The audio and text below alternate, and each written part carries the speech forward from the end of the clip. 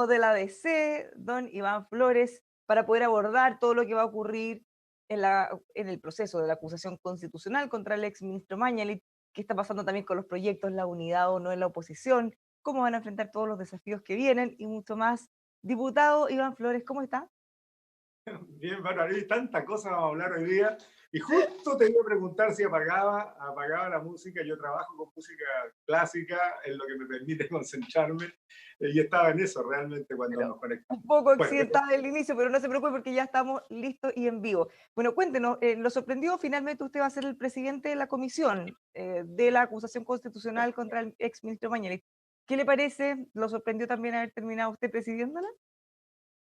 eh, a ver, en el sorteo, porque esto es un sorteo, aquí no hay ninguna premeditación, ni siquiera la búsqueda de equilibrios políticos, porque una acusación constitucional finalmente nos obliga al justo proceso, al justo y al debido proceso, ni más ni menos.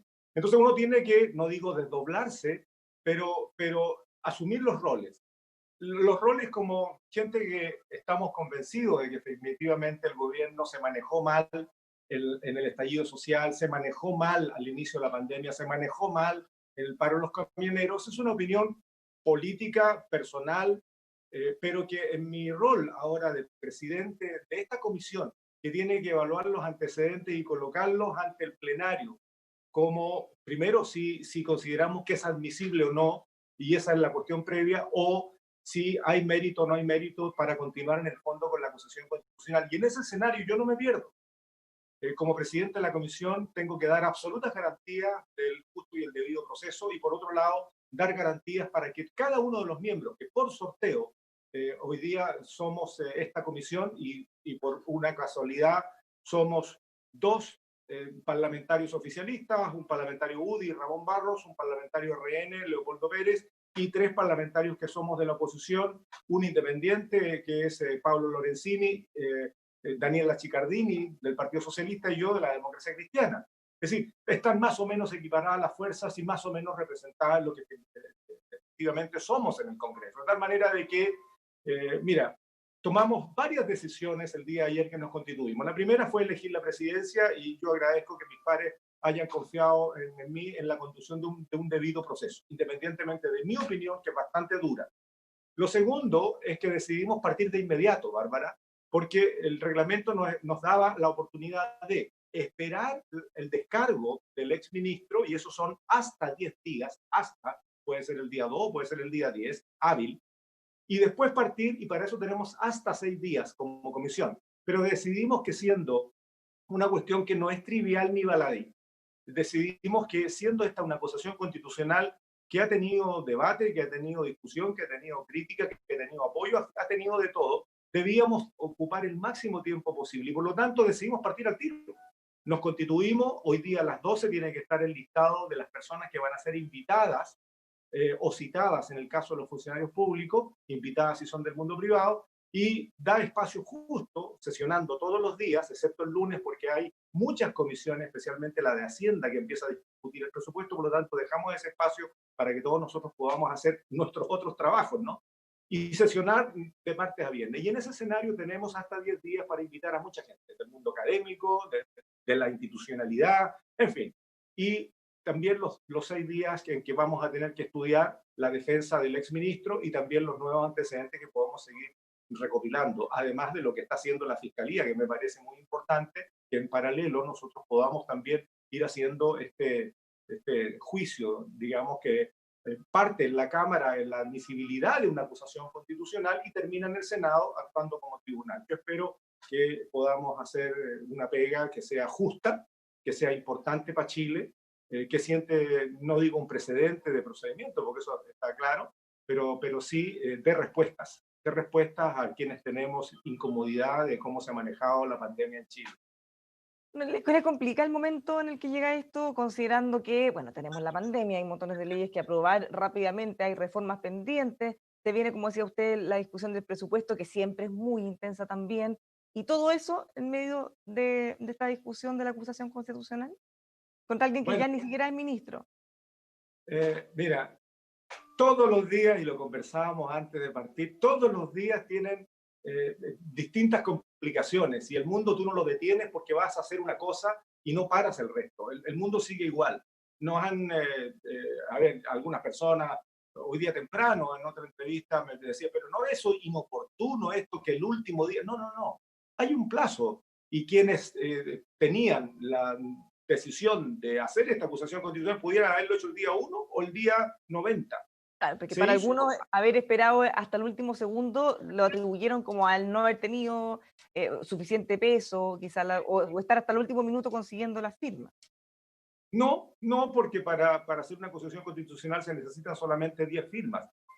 Mínimo 10, máximo 20 para poder iniciarla. El proceso dirá si el resto se suma aprobando, se suma rechazando. Esa es otra materia. No, no, yo no puedo hablar por quienes tomaron la decisión del plazo, pero sí puedo decir que la suma de los antecedentes sucesivos también fueron dándole más fuerza a esta acusación.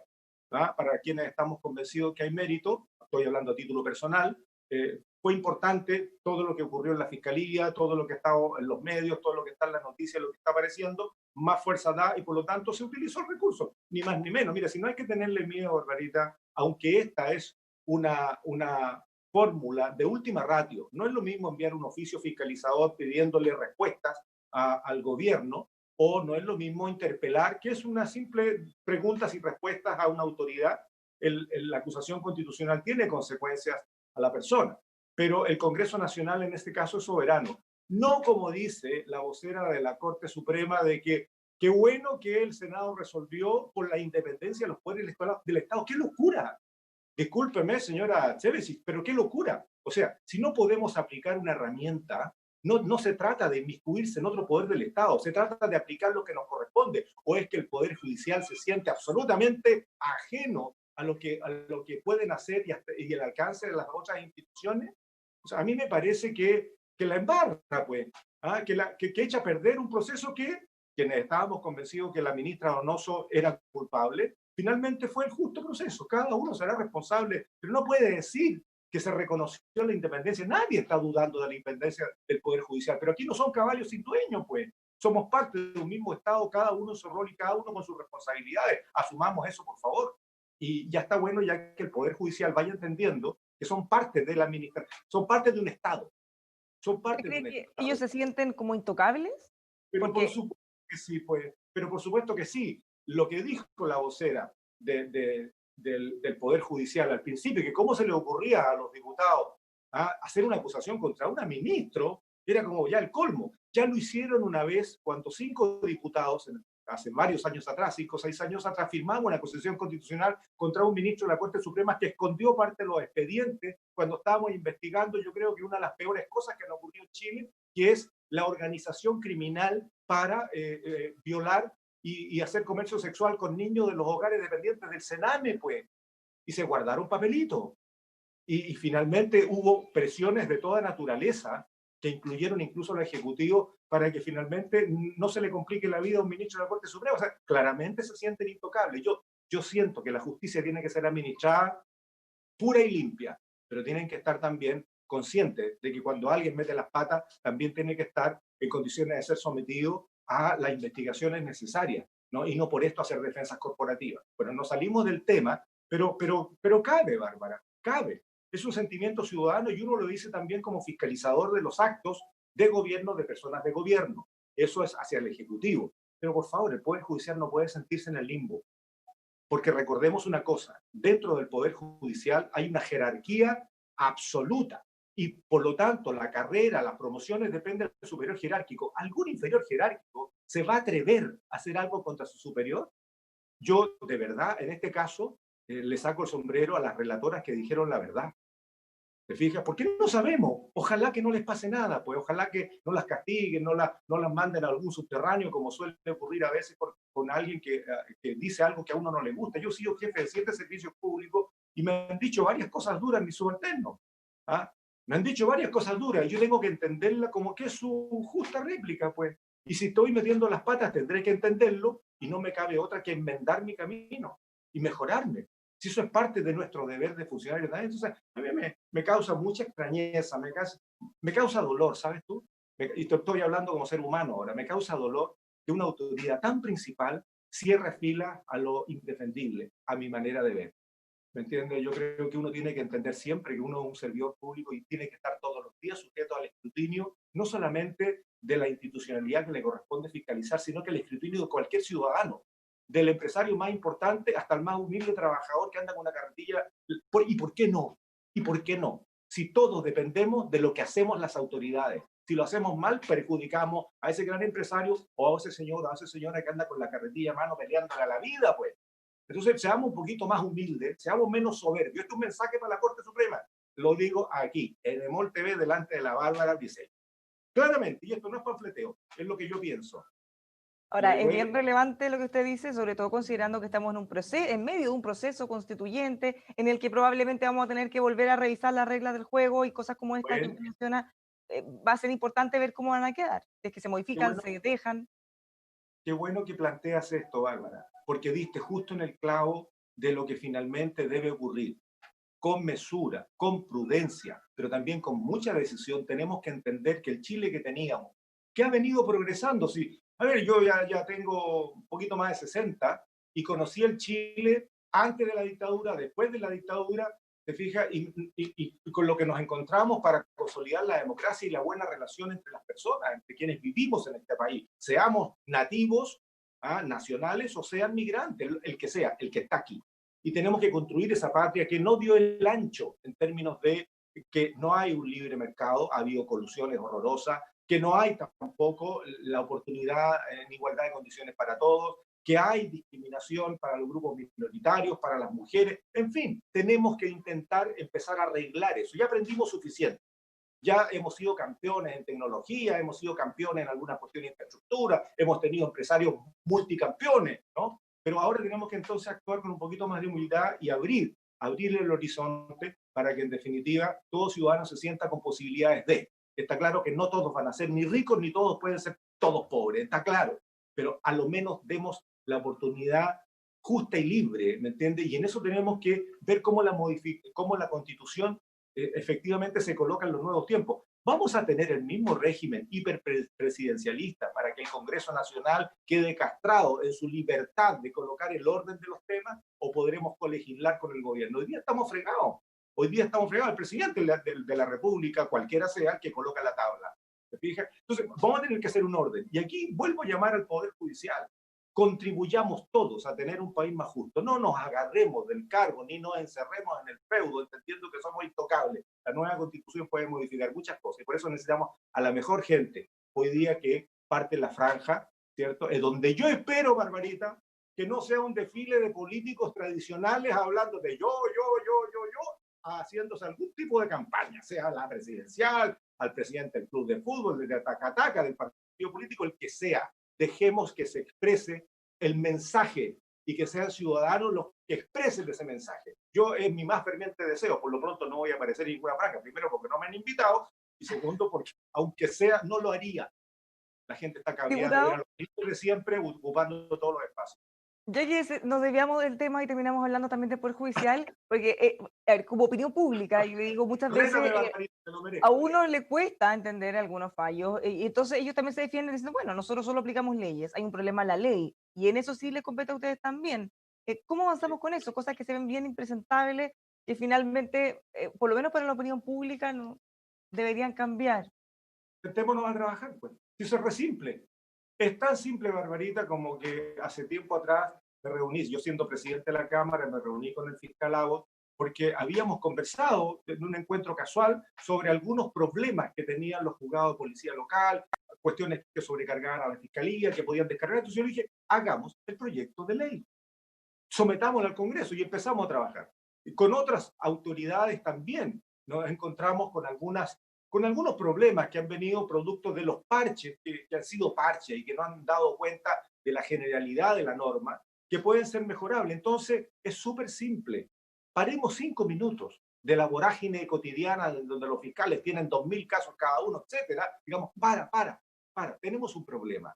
Aquí hay una norma que se desfasó, producto de un montón de cototos que se le fueron agregando, no está funcionando bien, arreglémoslo. ¿Y con quiénes lo arreglamos? Con quienes la aplican y por lo tanto se dan cuenta muy rápidamente de que puede haber algunos problemas y con quienes finalmente las debatimos y las aprobamos. Si es recontra simple, Bárbara, hacerlo. Lo que pasa es que no se hace nomás.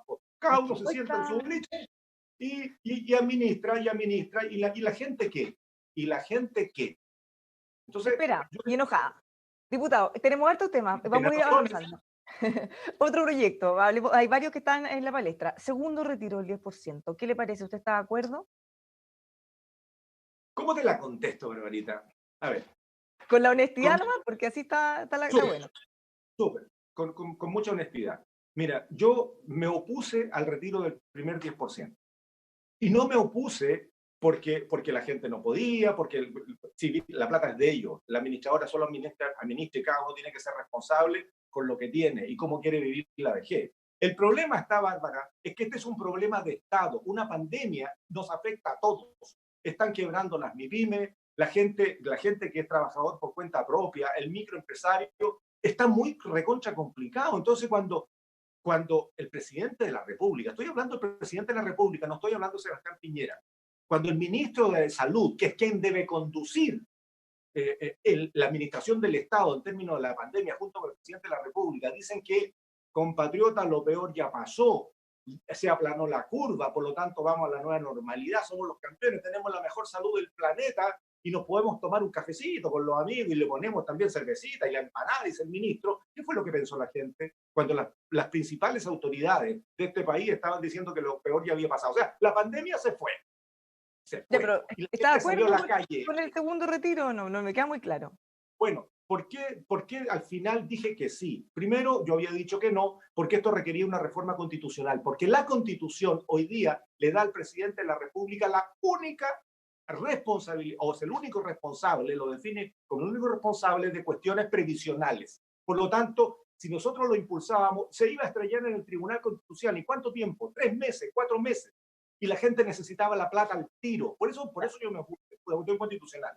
Cuando resolvimos la reforma constitucional para que se considere la seguridad social como parte del derecho ciudadano, me puse al tiro porque las ayudas que el Estado debía dar en transferencia directa a las personas y no empezar a preparar cajitas familiares que las distribuían con fotos, con panfletos y con todo, y que sabíamos que se iban a demorar meses en llegar, que finalmente las tiraron casi a la chuña porque se las entregaban a gente que no necesitaban. Nosotros siempre decíamos transferencia directa a la cuenta RUT. Y entonces, como esas ayudas no llegaban, dijimos, hagamos el 10% al tiro. Y mira lo que pasó. Desde el payaseo de decir que íbamos a hacer bananeros, tropicales y lo demás, a la semana siguiente todos aplaudían la reactivación económica que estos varios miles de millones de dólares produjeron. Ahora, con el segundo 10%, a mí me duele el alma. Y me duele el alma porque en el fondo iríamos al 20% de el fondo que la gente empezó a guardar obligatoriamente para su vejez. Y ya tenemos cerca de un 30% de gente que retiró todo lo que tenían o más de la mitad de lo que tenían. Entonces, cuidado con esto. Ahora, si el gobierno sigue siendo lento, inoportuno, te fijas, poco contundente en las ayudas económicas, yo voy a afirmar que sí. Porque aquí se trata de pasar la pandemia. Si esto es un desastre sanitario, social y económico, por lo tanto yo afirmo que sí, pero me duele el alma hacerlo, porque esto debería Diputado, hacerlo el Estado, no la gente con su propia plata. y a propósito de la confianza, la credibilidad de las instituciones, se había asegurado que era por una vez, única vez. Ahora ya sería una segunda en un periodo bastante acotado, porque pasó hace poquito. ¿No les complica eso, de alguna manera, pasar a llevar lo que ustedes mismos comprometieron? Mira, el mundo es dinámico, Bárbara, y las cosas pueden cambiar todos los días. Si el gobierno, mira, te voy a dar otro ejemplo que a mí me preocupa mucho. A ver, yo no quisiera pegarle al gobierno todos los días, pero si la siguen haciendo mal, no me queda otra que hacerlo. Cuando aprobamos el 10% y terminamos aprobando un FOGAPE mejorado, porque al principio solamente fue para los que estaban bancarizados, cuando modificamos completo el proyecto del IFE, el ingreso familiar de emergencia, porque dejaba fuera más de la mitad de la familia chilena, y lo peor de todo es que deja fuera a los más vulnerables, o sea, les protege el seguro de desempleo, lo mismo, protege a los que tienen contrato, sueldo fijo, en fin, qué sé yo, pero dejaba en pampa completamente al trabajador por cuenta propia, al que tiene que salir todos los días a buscar el sustento para la casa y hacer la pega, y si no consiguió la pega no llega con nada. A esa gente estaba toda fuera de los instrumentos. La letra chica, el doble indicador que empezó a exigir el MIDESO, el Ministerio de Desarrollo Social, que atiende a los más vulnerables, y se le ocurre un indicador que lo único que hizo fue distorsionar la encuesta social de hogares. Bueno, cuando fuimos mejorando en el Congreso, y esto es mérito de todos los parlamentarios, del Senado y de la Cámara, mejorar, y esto no era un gallito por presionar, era por mejorar. Bueno, finalmente tuvimos que hacer el 10%. Hoy día, mira lo que te voy a decir. Yo presenté un oficio al presidente de la República hace como 3 semanas atrás, diciéndole, presidente, todas las ayudas están condicionadas a, comillas, mientras dure el estado de excepción por pandemia COVID. El estado de excepción terminaba el 15 o el 16 de septiembre y el día 8, 9, nadie decía nada hasta que el par de días antes dice, no, vamos a extender el estado de excepción por 10 días, o sea, para pasar el 18, punto. ¿Y después qué? No estando en estado de excepción, entonces ninguna de las ayudas corre, no corre el IFE, no corre la suspensión, la prohibición de la suspensión de los servicios básicos, no corre nada. Entonces, bueno, ahora sí ya lo tenemos prorrogado, pero todo esto a punta de empujones. El gobierno podría hacerlo por sí mismo y lo vamos a aplaudir, lo vamos a apoyar, pero como no lo hace, tenemos que darle un coscacho y parece que ahí reacciona. Diputado, perdón que lo interrumpa, pero es que ya se nos acaba el tiempo. ¿Qué le parece el proyecto que busca penalizar el negacionismo? Perdón. Desde Human Rights Watch han dicho que es incompatible con estándares internacionales de libertad de expresión. ¿Usted está de acuerdo? Igual. Cuando los camioneros nos pusieron la lista de lo que teníamos que hacer, evidentemente no estábamos para eso, claramente. Y ahí falló el ministro del Interior porque se demoró más de una semana o casi una semana en reaccionar y reunirse con ellos para decirle, a ver, muchachos, cada uno en su tema. Y vimos la lista y la verdad es que muchos de ellos eran proyectos de mala calidad. Todo lo que tiene que ver con los proyectos que tiene que ver con las policías y la manera de actuar son proyectos incompletos. No dan cuenta de una nueva policía.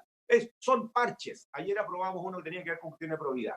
Ahora, el proyecto que castiga a quienes inciten al odio y la violencia es un proyecto que es incompleto y tiene sesgo. Nadie quiere la violencia. Y ahora, si hay un acto de incitación explícita, directa, bueno, si la acotamos bien, estoy de acuerdo en inhibir esa libertad de alguien que expresamente esté llamando a la violencia contra otro ciudadano o ciudadana.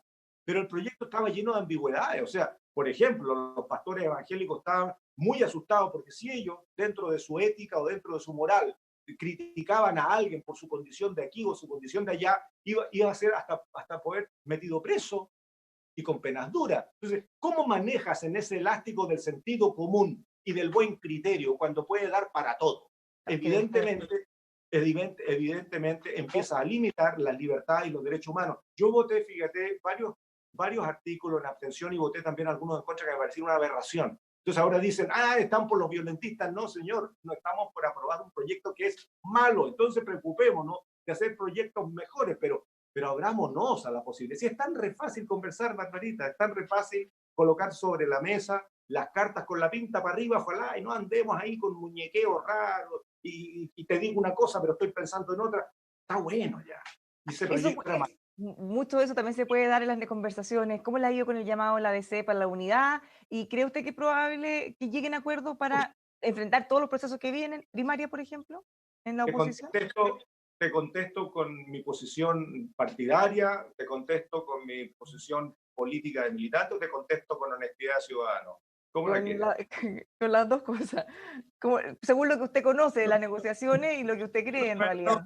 No me meta en lío, Barbarita. Estamos muy entretenidos. Siga, díganos. Mira, bueno, a ver, yo no me voy de tarro, como dicen algunos, así nomás. Pero de verdad yo siento de que los esfuerzos por la unidad de la oposición, que hoy día, mira, trasciende el deber de cualquier partido político, incluyendo el mío, trasciende. Esta es una obligación ética, es un imperativo ético, es una obligación política de empezar a transigir en lo que son nuestras legítimas aspiraciones frente a lo que es el bien común y el llamado a tener un nuevo gobierno que dé cuenta del problema que tenemos. Si nos equivocamos esta vez y hay un gobierno como el que tenemos, esta cuestión va a ser invivible en los próximos años. Primero porque vamos a estar recibiendo una nueva constitución y probablemente el tipo de gobierno que tengamos esté desfasado y desconectado con lo que plantee la nueva constitución. Primera cosa. Y segundo, si tenemos un gobierno conducido por los que hacen lo mismo, con los mismos procedimientos, con los mismos amigos, con lo mismo, lo que vamos a tener es un estallido social 10.0.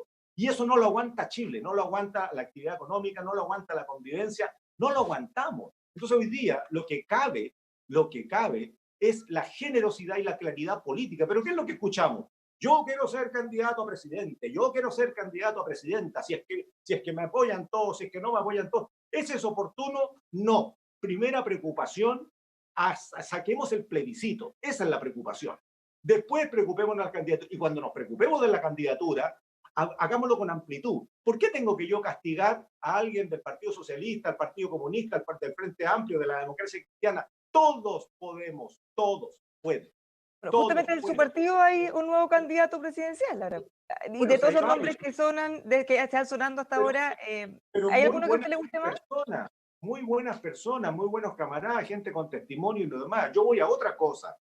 Primero, tratemos de juntar a la oposición, porque si no, ¿qué sacamos de tener a la mejor persona, al mejor hombre o a la mejor mujer? ¿Qué sacamos de eso? Si para poder elegirlos con holgura, porque no se trata de sacarlo con el justito 1% más de los votos, ¿te fijas? Tenemos que, ojalá, tener un gobierno que tenga holguras electorales para decir, mira, aquí estamos la gran mayoría de los chilenos y nos comprometemos al programa. ¿A quién le toca conducir el programa? A este señor o a esta señora, de este partido político o de este otro. Es el programa el que hoy día le va a dar la posibilidad de tener un gobierno viable y con contundencia y además con soporte. El único soporte de un nuevo gobierno es la confianza de la ciudadanía. Si la ciudadanía no confía, decir, no, estos gallos, primero, puede que no vayan a votar, y segundo, vamos a tener la protesta en la calle. No queremos eso. Lo que queremos es, oye, mira, construyamos esta cuestión entre todos, porque ya nos enredamos.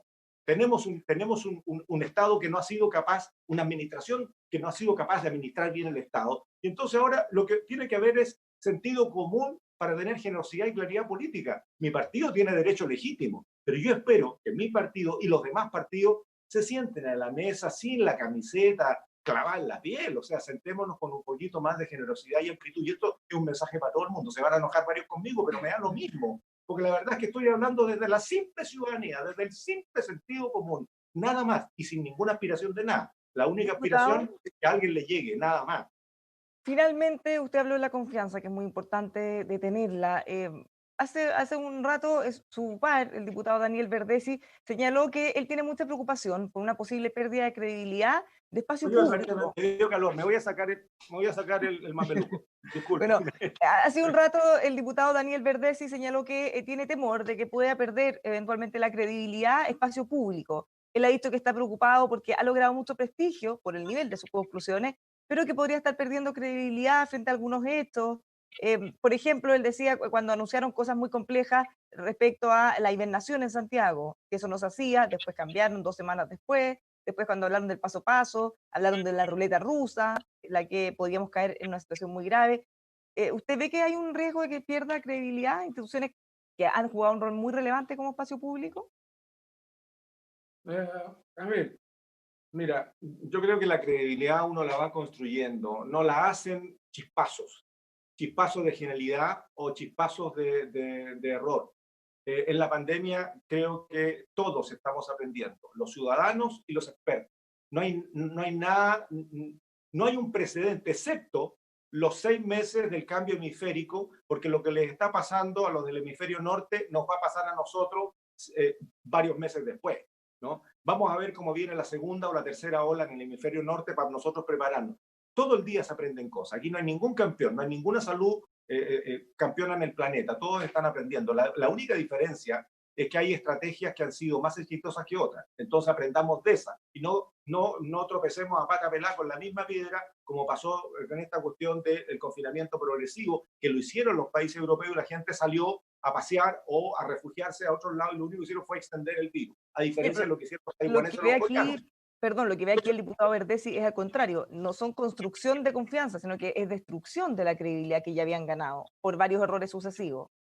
Bueno, tendrán que dar la explicación y enmendarse. Aquí lo que cabe es entender de que todos podemos cometer un error, pero cuando se cometen varios por la misma institucionalidad como es el Ministerio de Salud, significa que ya dejaron de ser personas que pueden cometer un error. Entonces se transforman en tosudos. Y cuando se transforman en tosudos no están en condiciones de conducir porque nos colocan a todos en una situación de riesgo. Un Pero el error lo diputado puede se cometer refería, perdón, cualquiera. a espacio público, no al... Pues es lo mismo, pues. Es lo mismo. Si el espacio público comete un error de apreciación, un error de cálculo, tendrá que, al darse cuenta, decir, me equivoqué. Si es tan simple decir, mira, son como 5 palabras, me equivoqué, son 3 palabras. Punto. Y le agregas Dos. todavía, ¿ah? Son dos, me equivoqué. Uy, Ya. tenés razón, son dos.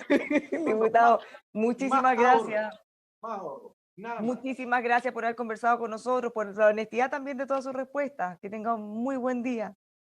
Igual, Bernadita, cuídate. Que esté muy bien, muchas gracias. Los dejamos a todos invitados a que sigan junto a nosotros revisando nuestros contenidos en emol.com.